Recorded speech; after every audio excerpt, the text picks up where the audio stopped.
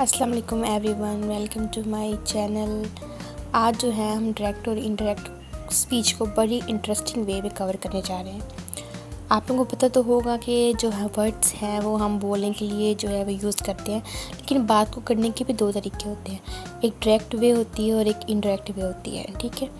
जब हम आपस में बातचीत करते हैं तो हम बोलते हैं, लेकिन जब हम किसी और की बात को रिपोर्ट करने की कोशिश करते हैं तो हम उसको कहते हैं डायरेक्ट और indirect speech. Right means reporting what other said.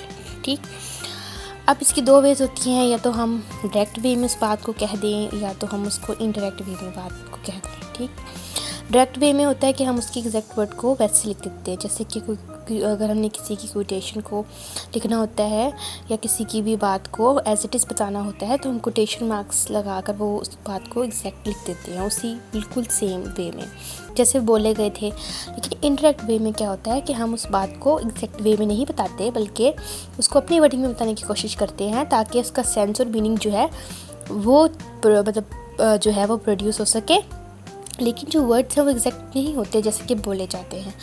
इसमें पैटर्न देख लेते हैं कि हम किस तरह रिकॉग्नाइज़ कर सकते हैं कि इसमें डायरेक्ट और इनडायरेक्ट को किस तरीके से हम चेंजेस कर सकते हैं। तो उसके कुछ पार्ट्स होते हैं।